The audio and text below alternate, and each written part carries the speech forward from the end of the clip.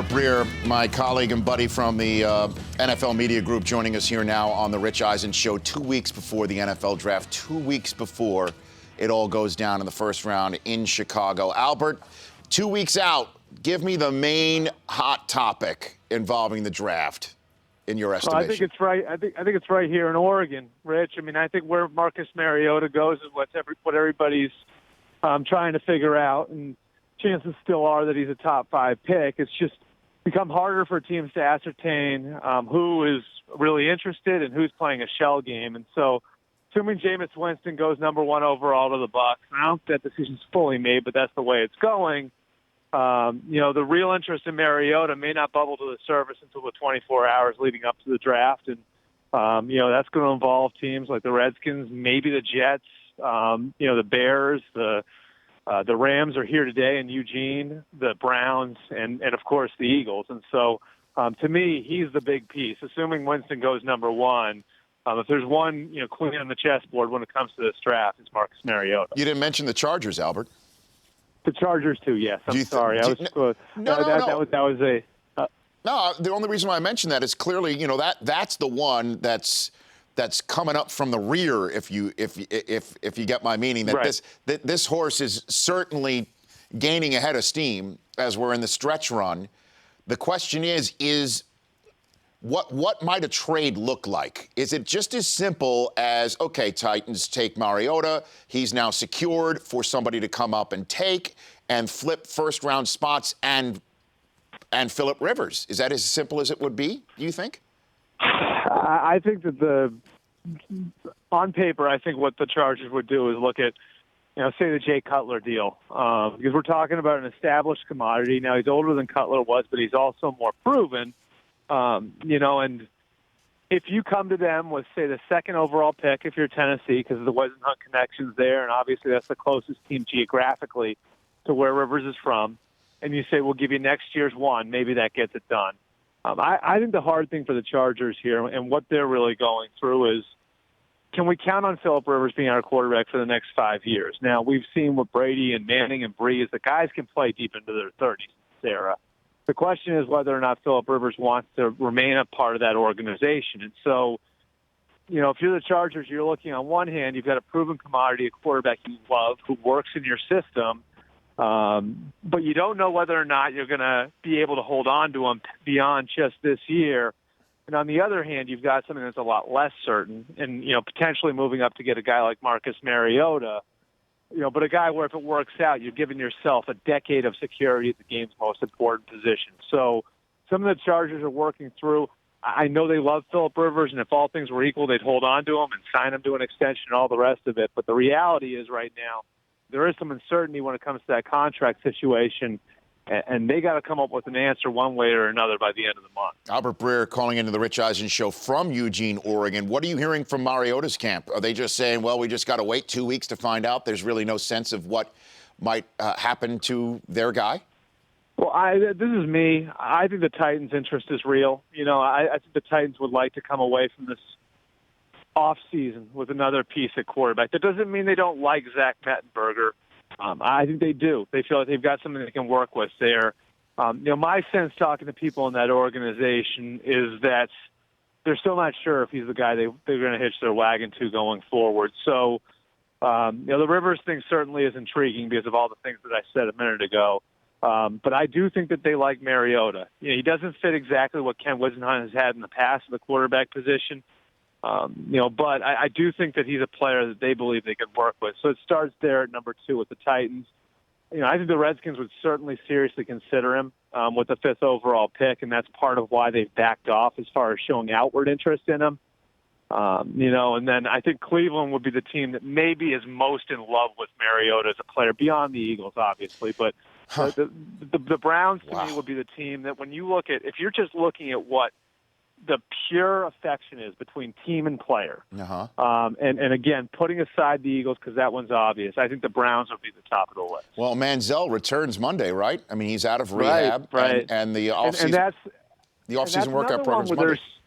There's so many moving parts there, Then you're drafting a quarterback for the 3rd time in 4 years in the first round. Can you do that? You're trading up potentially for a quarterback for the 2nd consecutive year.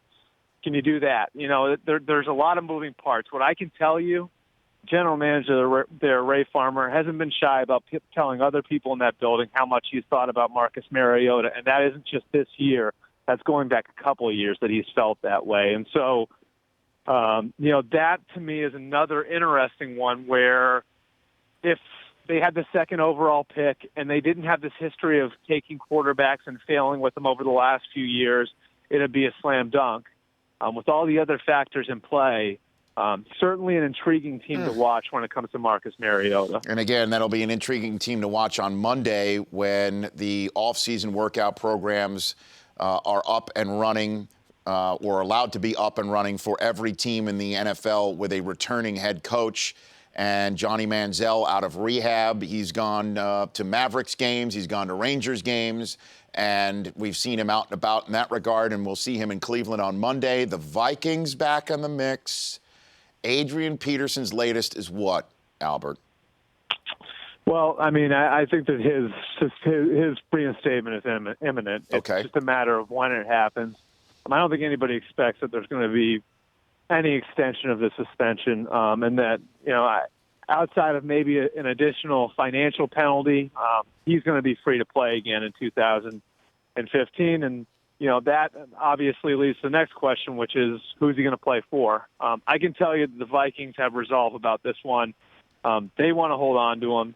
And, obviously the next checkpoint as far as all of this goes would be the draft, because if you're talking about trading him, well, then, this year's draft capital is obviously more valuable than, draft capital in 2016 or 2017. Sure, Albert, but getting a deal done. Don't you think that, but speaking of checkpoint, the pointing at a check book is where it all comes down to it, right? I mean, because what's the numbers? Give me the dollars here that Adrian wants guaranteed to become a happy camper in Minnesota or be traded. What's that number, Albert? I think that I don't think it's a number so much as it is a willingness to have him on your current deal. So you have that in place. They're willing to pay the $13 million for 2015, and I don't know that he's going to find that somewhere else. Okay. So you're willing to pay that, right? What about after that? I think there is an element there where you could entice him by doing things contractually to assure him that he's going to be on the team in 2016. And the way you do that isn't necessarily by adding money in the future. It's by guaranteeing some of the money in the future. What's that number? There's got to be a number, right? Because there's got to be a number. I mean, his number. Look, he's due $13 million this year. I believe it goes up to $15 next year. Sure. So if you guarantee a chunk of that, you don't need to guarantee the whole thing. Say you guarantee $7 million. Well, the Vikings aren't going to pay him $7 million to not be on the team. So then you're basically saying, okay, you're going to get your $15 million next year. So you protect the team to some degree, and then and you basically give yourself the assurance, okay, he's going to be on the team next year. There are a lot of things that can play out here, and one of the things that's tough about all of this, Rich, if you look at it, there's almost nothing that the Vikings can sit on him until September 1st. He's due a $250,000 workout bonus, which in the grand scheme of things is peanuts here. They don't owe him a game check or any sort of roster bonus or anything like that until September. So there's no financial there's nothing motivating them to do anything with him until then, outside of, if they wanted to go and get draft picks. And all the evidence at this point is that they'd rather have the player than any sort of, compensation in a trade. He's Adrian Peterson. Why not? I mean, he runs the football. I mean, Albert Breer, before I let you go, the Aaron Hernandez trial, as we all know, culminated yesterday. And you're an Ohio State guy. Urban's there. Yeah. He was there in Florida. You cover the Patriots, and Belichick's there. And that was the thing that I made mention on this show, is that this happened with a guy with some of the all-time great coaches,